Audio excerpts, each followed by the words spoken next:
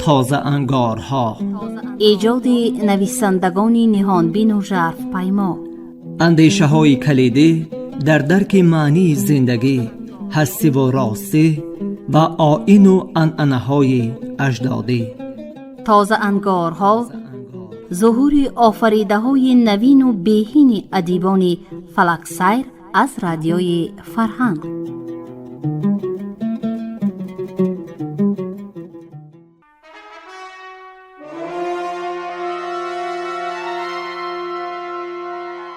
شنوندگان گرامی، حالا گفتار ما را از روی سرای سنگ رمان تاریخی اتومیر خوجه در قرائت مؤلف بشنوید. گفتار 20. شغلی ضربه.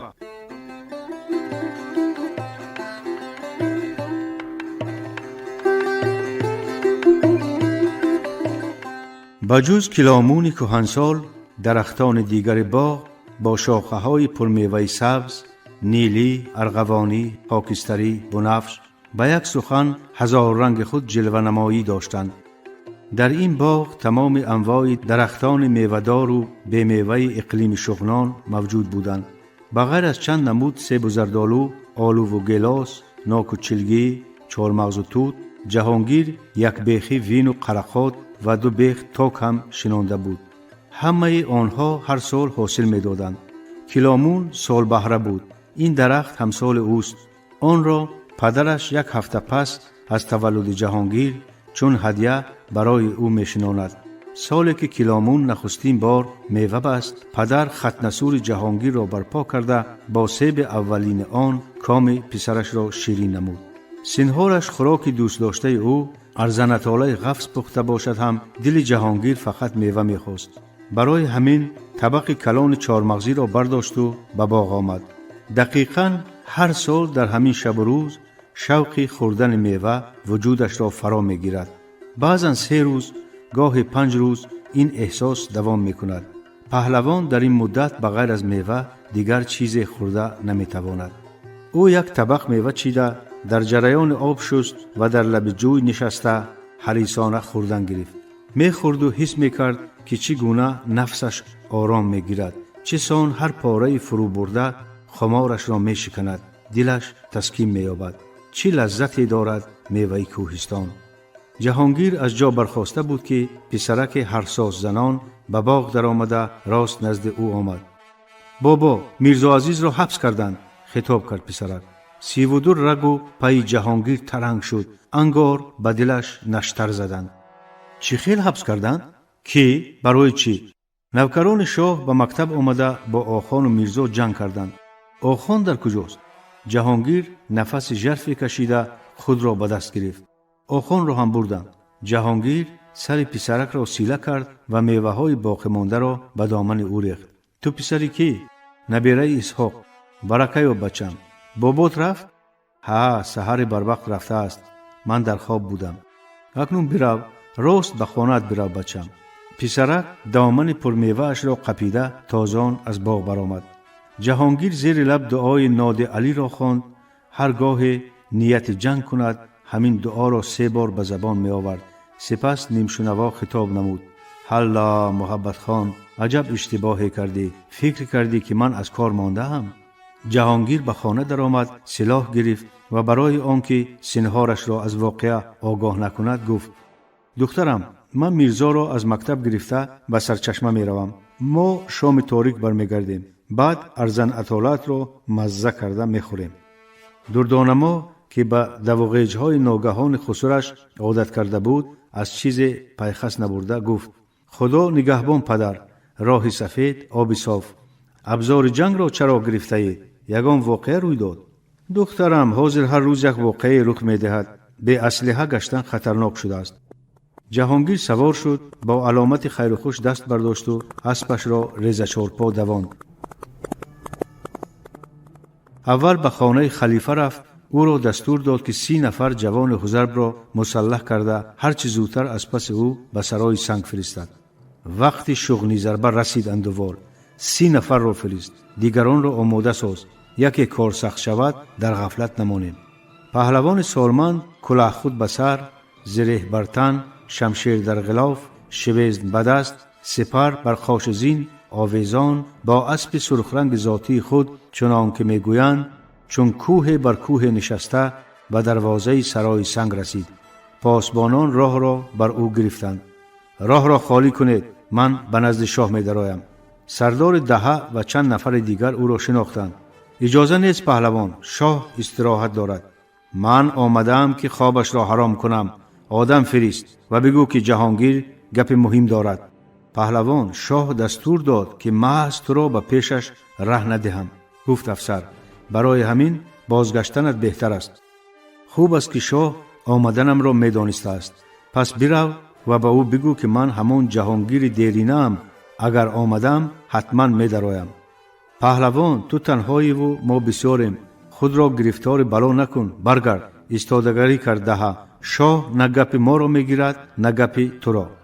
جهانگیر کلاه خود از سر گرفت و لجام خنده را سر داد. مویهای شیر رنگ از ضرب خنده تا کتفانش پریشان گشته هیبت او را بیشتر ساختند. قهقه‌زنی جهانگیر در سکوت مردوار روز آرام و غژان تابستان انگار در و دیوار کوشک را به لرزه آورد. حالا این محبت خان مادر زناکن شاید اندیشی که جهانگیر در پستی افتاد یا گمان دارد از بستر بیماری دیگر بر نمی خیزم. بگو که آمدم. پهلوان خنده را قطع کرد و کلاه پوشید و شویزنش را برافراشت. نوکران دست به کمان بردنی شدند که جهانگیر چون برق اسبش را راست به سویشان دواند و در یک دم 4 نفر را به زمین افکند. شویزنش در هوا بازی کرده به سر و تن نوکران فرآمدن گرفت. پس از 2-3 دقیقه فقط افسر که به پشتش لگد جانکاه خورده بود نیمخیز سر پا ایستاده بود و بس. افسر فریاد کشید: جان خدایی پهلوان، جان خدایی! جهانگیر از بالای اسب و پیکر چون بید لرزان افسر با استهزا نگریست و بانگ زد: اکنون فهمیدی که من کیستم؟ این بازی تیاقم بود. اگر شمشیر از غلاف برکشم به دادتان فقط سیله کرگس ها رسیده می توانند. میدانی شاه ناصر در حقتان چی گفته است؟ یکی زما و 1000 از شما، اگرچه شما رو مور چه بسیار و ما نه بسیاریم. سپاه نباشد 500 ستور بر یک مرد، روا بود که شما را سپاه نشماریم. اکنون ای بخت برگشته، جانت را بگیر و درون برو و شاه را بگو که جهانگیر به جنگت آمده است. افسر تازان پیش دروازه رفت و سراسیمه آن را کوفت، ولی در آن سو گوش به کری انداخته بودند.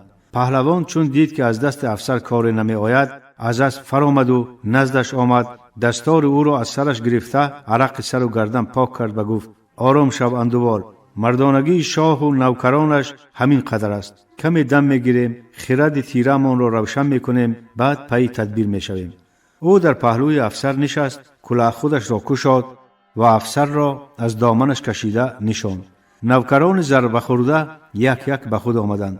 جهانگیر گفت: کسی نمرده باشد اگر حرکت ناجایی کرد حتما میمرد. بهترش به سایه خزید و دردتان را گوش کنید. نوکرانی که جنبیده می توانستند خود را یک یک به سایه دیوار کشیدند. این اثنا گروه 30 نفره جوانان نیز سوار و پیاده با سروری گلپاچا برادرزاده محمد ضیای شهید رسیدند. آنها حال زار نوکران را دیده حیران شدند. گلپاچا از اسب فرآمده دست پهلوان را بوسید و خطاب کرد: به نظرم دیر کردین، کار اینها تمام شد. جهانگیر برخاسته با همدیهان خود یک یک سلام کرد: نه، کار اکنون سر می شود بچه ها. دروازه را کشاده قلعه را گرفتن در کار. ندا داد جهانگیر: اسلحه نوکران را بین خود تقسیم کنید. بخشاریان در آن واحد نوکران را به سلاح کردند. از 10 نوکر 2 نفر مرده بود. پهلوان، دروازه را با این اسلحه‌ای که داریم کشاده نمی توانیم، گفت گلپاچا. تدبیر دیگری باید. این هنگام از بالاخانه قلعه صدای تیرپرانی به گوش رسید. از بس که شورشچیان همگی در زیر دیوار بودند کسی جراحت نبرداشت. جهانگیر کمان ماشدار انگلیسی خود را گرفت و امر داد: کسی کمان داشته باشد آماده شود. همین که پراندند زود با من 5 کس 20 قدم هو تا آنجا می دویم و در را به بالاخانه شلیک می کنیم. باز 5 کس از قفا بیاید و سوی دشمن شلیک کرده 10 قدم در پشت ما جای گیرند تا آنها شلیک می اندازند که ما تیر پر کرده می پرانیم. این اسنا گروه سیم برآید و شلیک اندازد. گروه های یکم و دویم تیر پر کرده پرانند. به همین ترتیب پشت هم 5 نفری به میدان برآمده دشمن را نابود میکنیم. نترسید که هنگام ناموس است. پهلوان میرزا عزیز و آخان در اینجا نیستند. آنها را به بحر پنجه بردند. خبر داد گلپوچو. جهانگیر خبر را ملاحظه کرد و گفت یقین است؟ بله، بسیار کسان از جمله این دو جوان به چشم خود دیدند. آنها را 3 نفر همراه زنجیر دیمرغانی به بحر پنجه بردند. زنجیر؟ غرید جهانگیر. زنجیری کله‌بر؟ خودش گفت جوانی که شاهد واقعه بود. من در باغ بودم که زنجیر و 3 نوکر آنها را دست بسته جانب قلعه بردند. اکنون کفنت را سیاه میکنم زنجیر خواهر بدنام. دندان به هم ثابت جهانگیر و امر کرد. به همین ترتیبی که گفتم از میدان میگذریم. 5 نفر پس از شلیک گروه دوم از پا را دوانده در نزد باغ ما را انتظار شوند. با نوکران چی کنیم؟ پرسید گلپوچو. بگذار باشند، کشتن اسیر جوانمردی نیست. جهانگیر گروه ها را خودش 5 نفری جدا کرد و به هر گروه بار دیگر شیوه رفتارشان را فهماند و در آخر تاکید نمود. به یادتان باشد اگر ترتیب را ویران کردید دشمن یک جای تیر میکشد. آنگاه نه همه جان به سلامت میبرد. جهانگیر با گروه اول دویده پس از 10-12 قدم ایستاد و جانب بالاخانه آتش کشیدند. نوکران شاه سر پناه کردند. این دم گروه دوم رسید و به دشمن فرصت سر بالا کردن نداده باز شلیک انداخت. با تدبیر سپهسالار جنگ آزموده تمام شورشگران و ستوران آنها زنده و سلامت قطعه تیررس را ترک نمودند.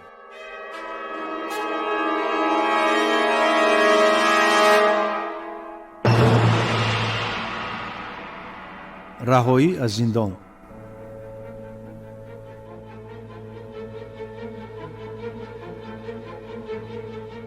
ملا خشال پای ضربخورده میرزا عزیز را خیلی پلماسید و معاینه کرد.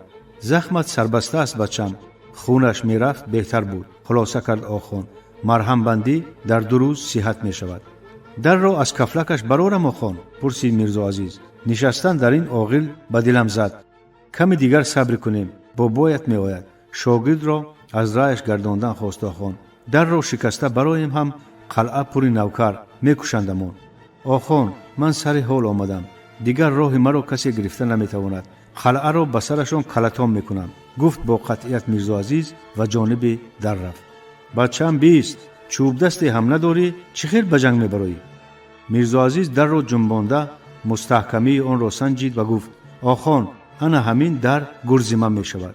در حجره از 5-6 تخته ساخته شده. راغهای شهادت میدادند که آنقدر مستحکم نیست. تا نوکران دست به اسلحه میبرند که ما باد بر این میگریزیم. آخر قلعه دروازه کلان چلمنی دارد. از آن چه خیل میگذریم؟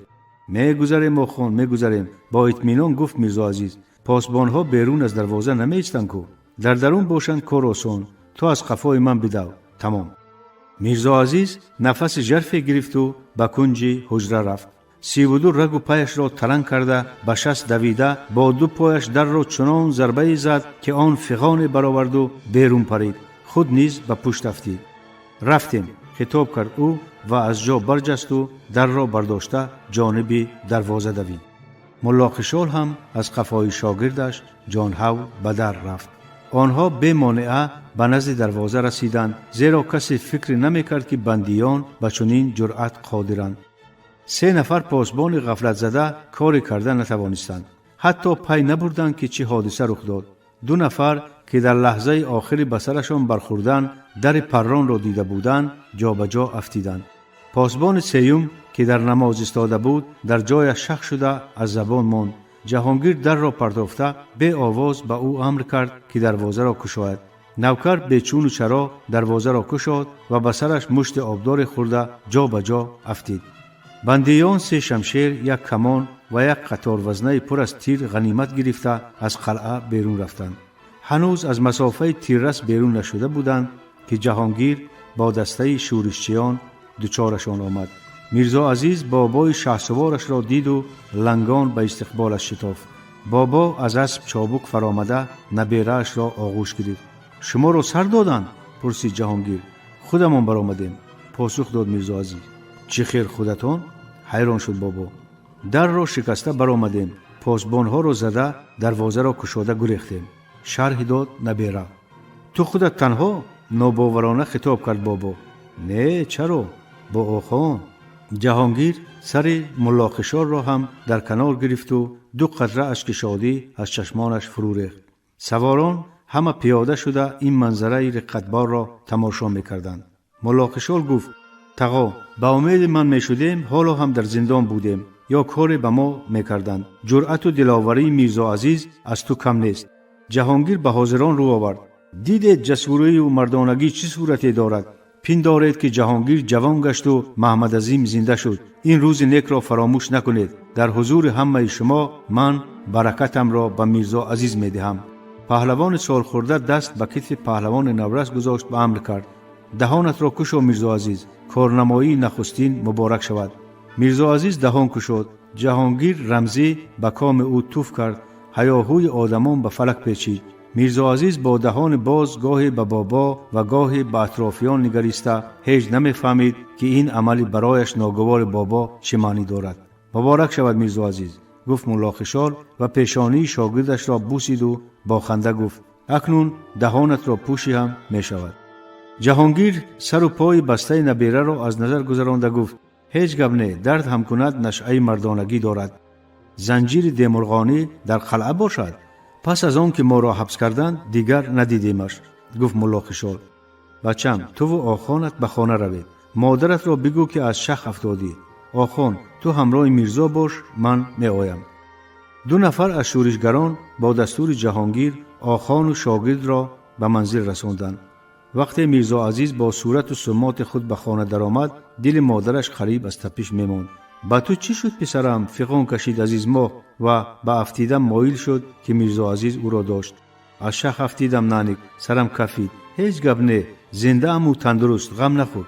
در این قصه نباش خواهر. به تسلای شاگردش همراه شد ملا خشال. جراحت سبکک کرای تشویش ندارد. چشم عزیز ما به لباس غیر عادت افلاس غجیم و رخساره خراشیده ملا خشال افتاد و گریبانش را داشت. آخان اول رنگ و رویت را دیده بعد گپ زن. چی من کودکم که به دروغتان باور کنم؟ باور کن. پس نآمد ملا خشال. من هم افتیدم لیکن بالای ریگ. خسورم کو؟ از گپ‌های هوایی آخان و شاگرد عزیز ماه بیشتر به تشویش افتاد. وای کجا شد؟ حاضر می آید، جواب داد آخان. در قلعه کاری داشته است. ما را به خانه فرستاد و خود بهر پنجه رفت. نه جان، نوازش آمیز گفت میرزا عزیز. یگان خوردنی داشته باشی بیار که از پا می افتیم. مادر سر دستار پیچ پسرش را که جا خون در آن کرخش بسته بود به آغوش گرفته گفت نه صدقه حاضر گرم کرده می آورم. شما بالای صوفه برآمده شینید. عزیز ما اشکم پسر و آخانش را با ارزنطاله بامزه سیر کرد. پس از طعام ملا خشال جراحت های میرزا عزیز را شست و مرهم مالیده از نو بست. عزیز ما با او یاری رساند. شب تابستان چادر افراشته ماه ابرو هلال نمودار گشت ولی از جهانگیر درکی نبود.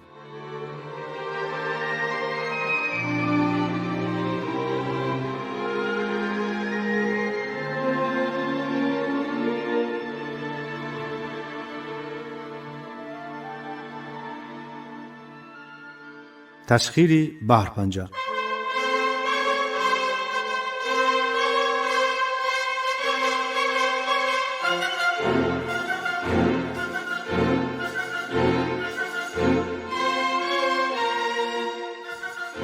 جهانگیر از فرامده دروازه را تله داد که آن گشاده شد.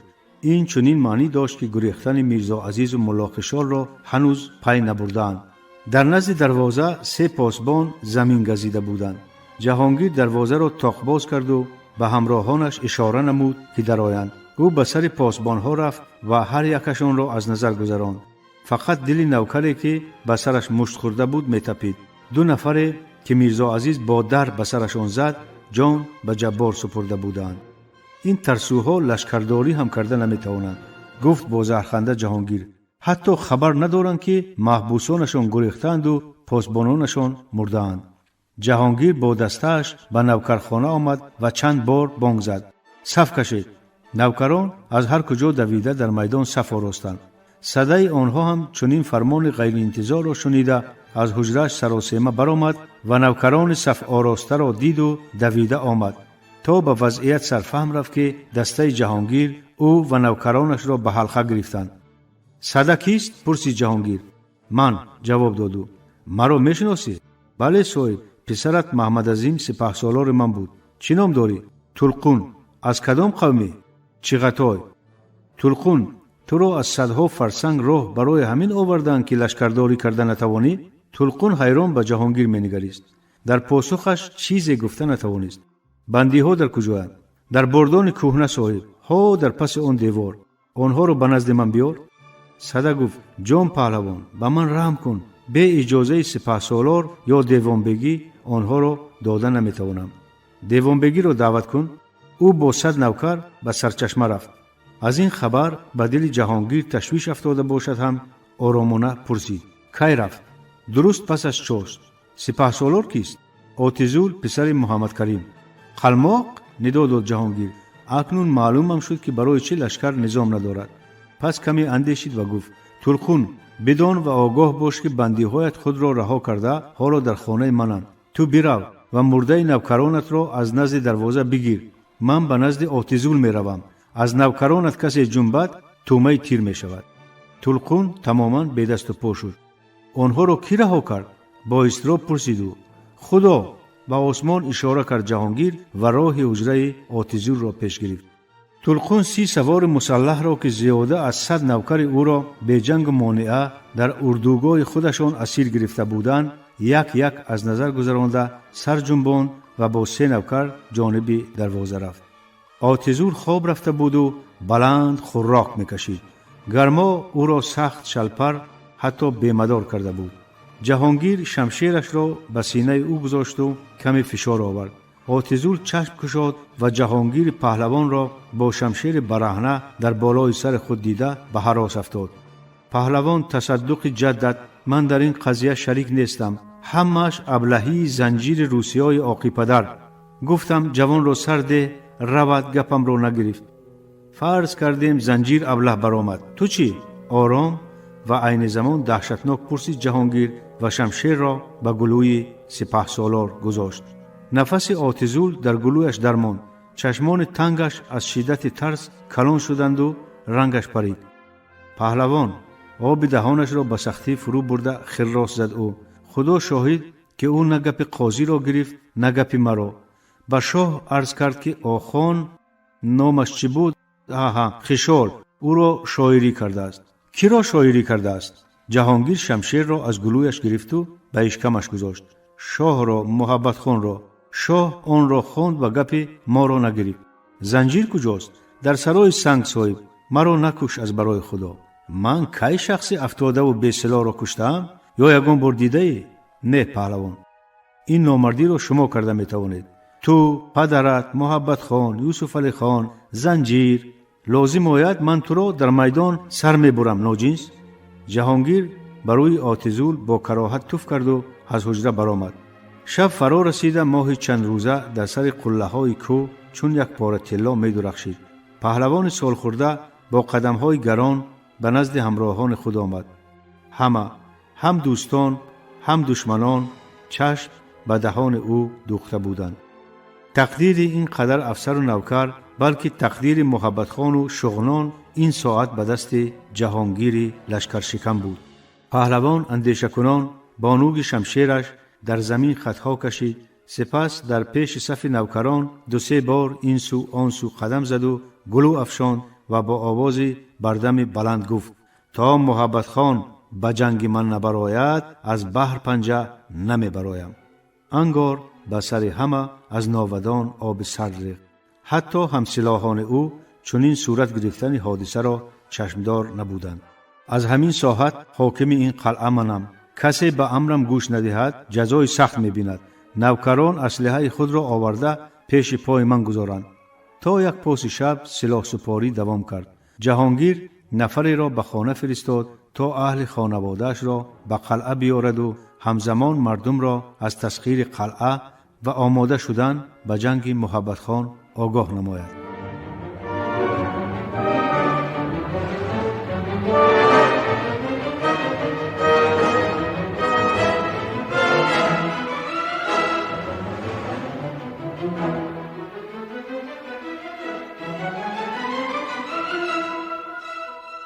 تدبیر دیوانبگی.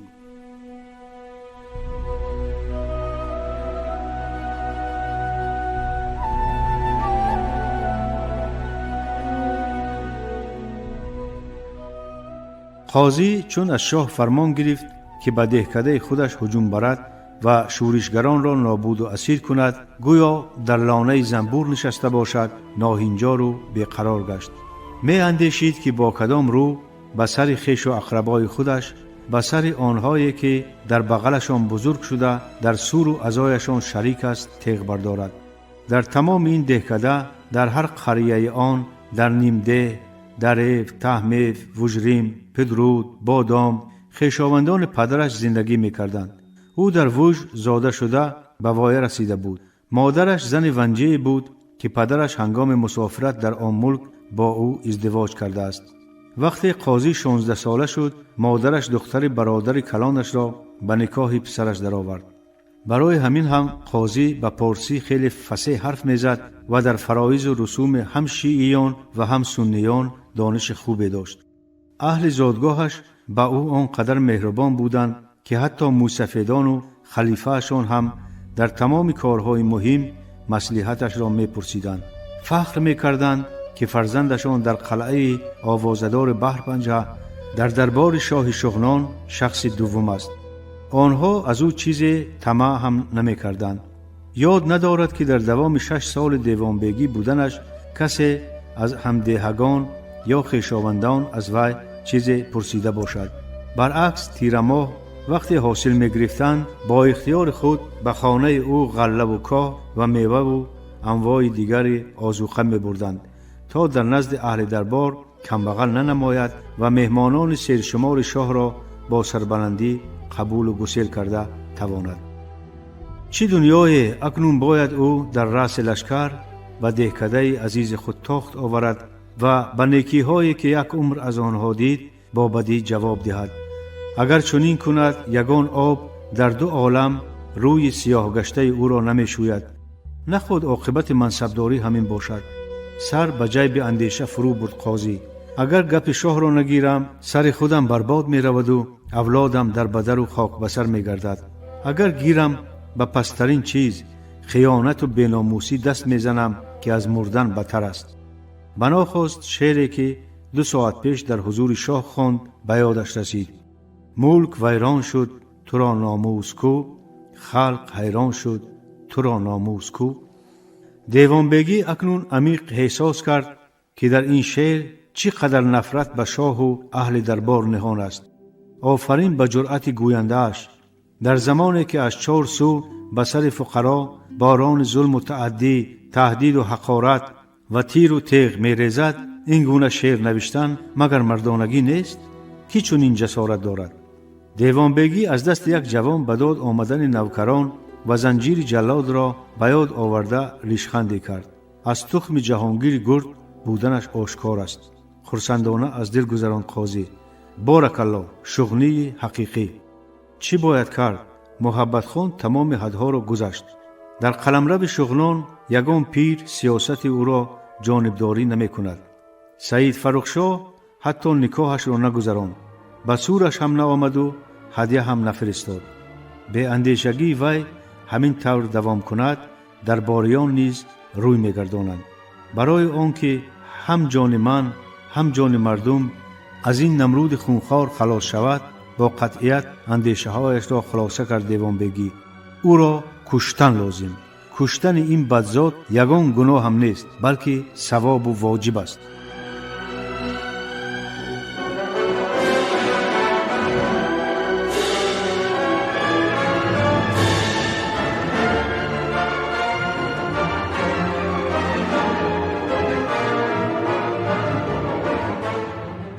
شنوندگان گرامی، شما گفتار را از روی سرای سنگ رمان تاریخی اتو خوجه در قرائت مؤلف شنیدید. انجامی گفتاری 20. برنامه را برایتان کارگردان زبیده محمد آماده و پخش کردند. شاد باشید.